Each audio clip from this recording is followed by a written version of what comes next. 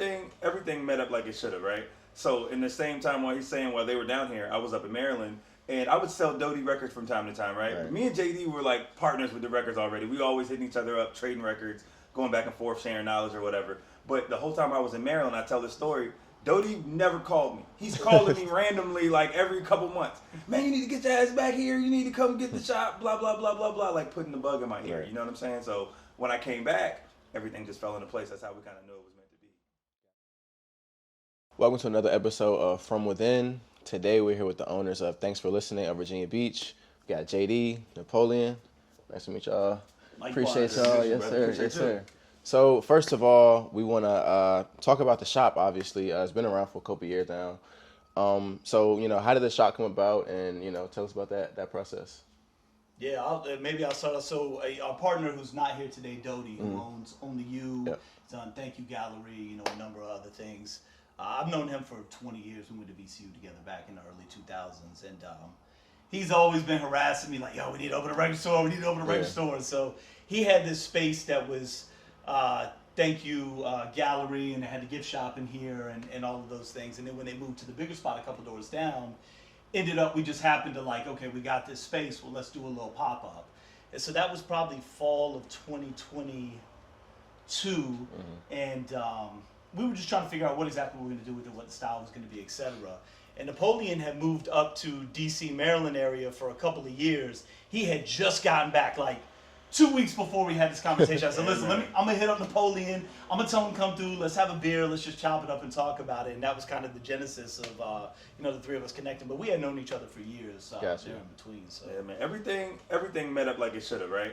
So in the same time while he's saying while they were down here, I was up in Maryland, and I would sell Doddie records from time to time, right? But me and JD were like partners with the records already. We always hitting each other up, trading records, going back and forth, sharing knowledge or whatever. But the whole time I was in Maryland, I tell this story. Doddie never called me. He's calling me randomly like every couple months. Man, you need to get your ass back here. You need to come get the shop. Blah blah blah blah blah. Like putting the bug in my ear. You know what I'm saying? So when I came back, everything just fell into place. That's how we kind of knew it was meant to be. Got you. So in this specific space, what would you say is kind of so unique about this spot, especially in Virginia Beach, right by the ocean front?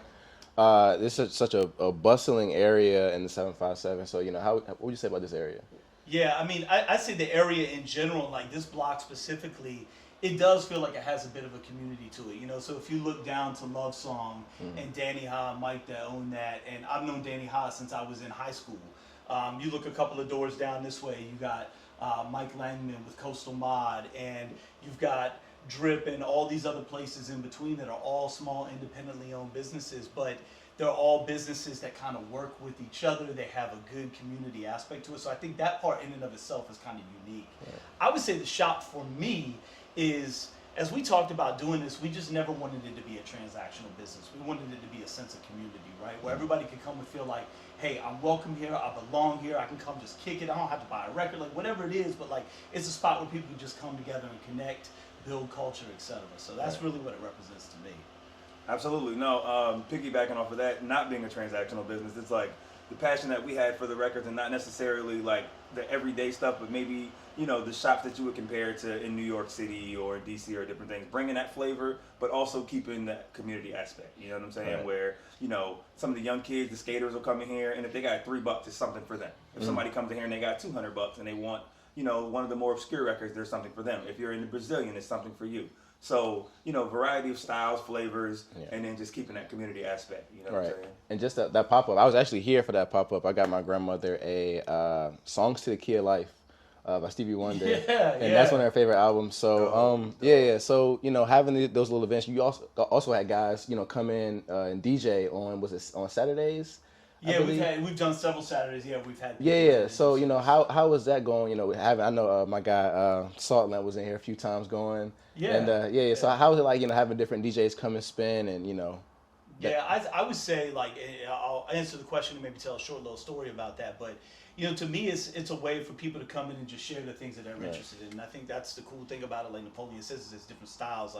we got our guy Dylan that he mans the shop for us on Saturdays, and he's like family to us, and he loves house music.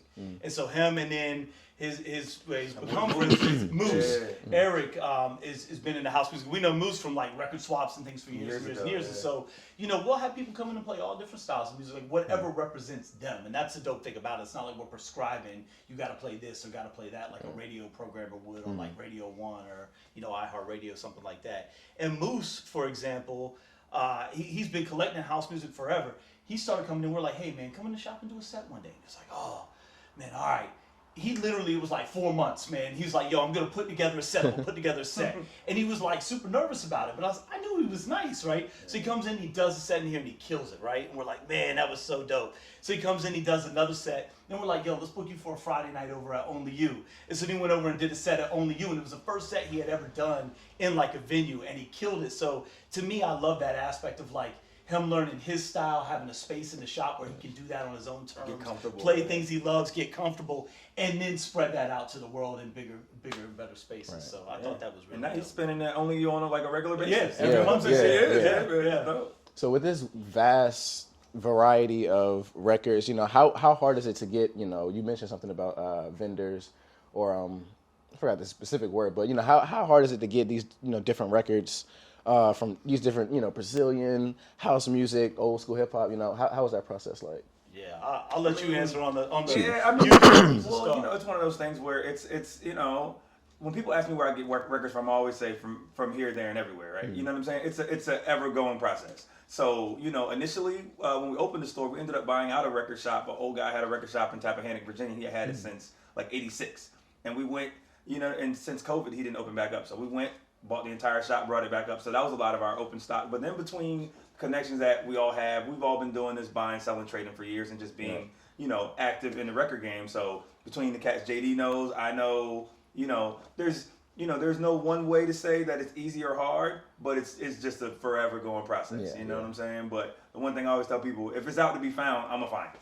And he's gonna find it first. I'm gonna find it later. You know what I'm saying? Yeah. Diligence, man. That's what it boils down to. For sure. And the global stuff, I know you touched on that, and I would say there's kind of two hallmarks I think that we really pride ourselves on. One is like the preservation of local music, right? And there's a lot of local music on vinyl that's not out anywhere else, right? So that's a big part to us is sharing that. But it is like having stuff that you walk in, you're like, man, I never seen that anywhere else. And you're certainly not going to see it here. Like maybe if you're in New York or DC, like Sohm Records, Human Head up in Brooklyn, stuff like that, you're going to find some of these things, you know, because those guys are great curators. But you don't see that here. So we really dig deep with friends that we have in other places around the globe to try and bring those different sounds here for people to learn and discover. So. All right. So going back to, personally, my first record was, excuse me, my grandma had a lot of records, and I got some records from her. So I think one of my first ones was, it was like a Bobby Womack record. Yeah. So tell me about, you know, what was y'all, you know, first record that you know, collected, and, you know, how did that go, you know, when you were younger, excuse me?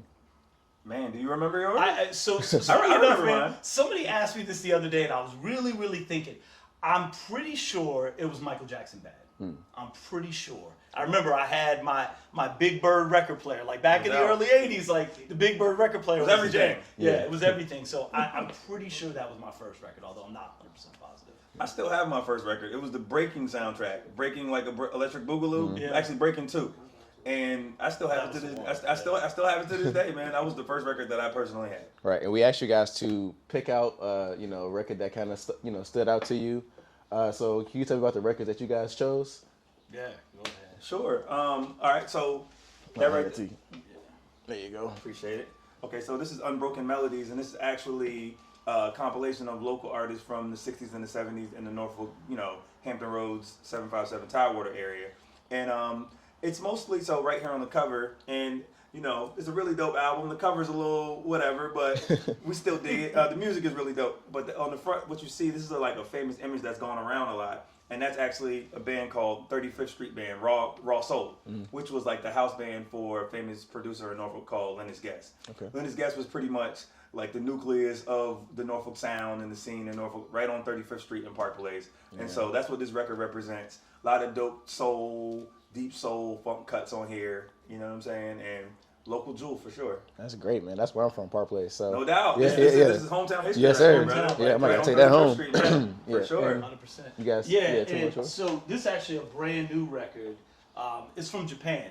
This band called Super Cats. They used to go by Cat Boys, but they got a female in the band now, so more inclusive name. But they've been doing, I would say, like jazz, funk, and soul type of music for the last 10 years. They've been putting out 45s. This is the first LP they ever put out. And so when I talked about like the global sounds and the connections, I befriended the bass player from the band, and so whenever they put out stuff, I work with him. He ships it straight over from Tokyo. Wow. So like we're the only store in the country that has these records, Wow. you know, available, and right? it's killer, man. I mean, it's just 8 tracks, but you know, got a cover of like Sugar, Feel Like Making Love, man, just original tracks too.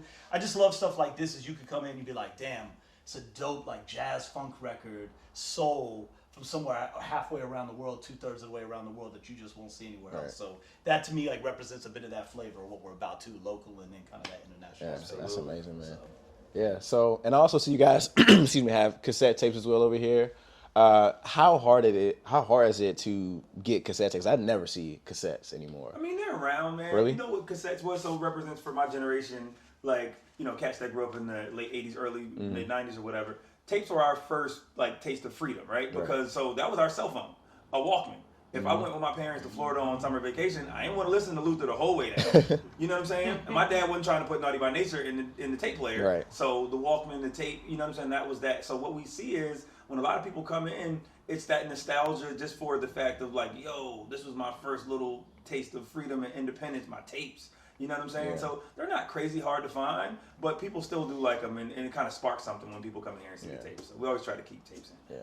And we've been, and there are a lot of new tapes coming out too, you know? Yeah. I mean, especially, you know, with the vinyl resurgence, like there was a few years where it was really hard to get an album pressed. It would take 8 months plus to get an album pressed. And so independent musicians and bands started putting things out on tape, but DJs have gone back to the era of mixtapes, you know, and putting out mixes and things like that. So we try and represent those things as well. So we got some guys like shout out to Scheme Richards and DJ Junior at Record Breaking up in Philly. Like we definitely support all their stuff. We got some CDs like Rare Blue Eye Soul and Chicano Soul from out in Cali. From Oracion Records and Killer Mike, and so I mean we try and really pick up that stuff and support those indie types of releases, and we've been doing shop releases too on tape. We have, We're doing mixes on tape for the shop too, which is pretty dope. So just a different connection back to that nostalgic era, I think. Yeah, man. And I think it's kind of an economical way, like, to put your stuff out. You know what I'm saying? And you can get a tape kind of pressed up cheaply and quickly, and it's still something tangible, physical that you can have. You know what I'm saying? So, yeah, man. Yeah. So what From Within is all about is the 757 Hampton Roads. You know, so what sense of pride do you guys have from being in this area? It's such a rich culture with the music, you know, culture, fashion. You know, what is your sense of pride being from this area? Yeah, I mean, to me, it just feels ingrained in everything we've ever done. Like, I was born in Virginia Beach General, you know. I've lived almost my entire life here. Spent a little time in Richmond and Northern Virginia and Atlanta, but, you know, almost my whole entirety has been here.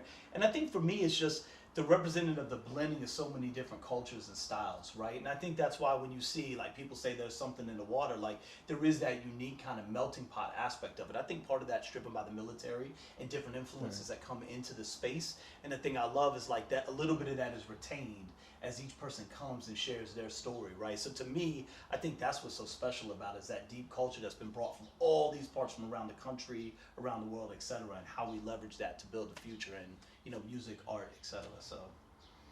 Yeah, man, my answer's not that sophisticated, but you know what I'm saying? Like directly, so I grew up down here. You know what I mean? I'm not from the beach, I'm from down the beach, which means the oceanfront necessarily, right? So, like, you know, these same streets I went to Virginia Beach Middle School, and, you know, I think it's really special because, like, we might have had different spots, but it wasn't representation like we have having these spots. And so, like, when I look at the young guys, Makai and Max and different cats that come in here, like, I really wished I had that, but, you know, I won't dwell on that, but I'm just really proud and happy that we can have a space for the young cats in the same area that I came up in 20 years ago. I was walking these same streets, you know what I'm saying? So I would have loved to have, you know, a spot like this. So the pride in that, just in it, to be able to bring that with my brothers, to be able to bring that into the area that I'm from, you know what I'm saying? That means the most to me. Got you. So, yeah, thank you, man. So once again, we're here with Thanks for Listening. The best record store around here. Hey, yes, sir. We got Napoleon. Love, Thank brother. you, Thank JD. you. Yeah, so yes, sir. Appreciate Thank you. Whenever you guys get a chance, come on by.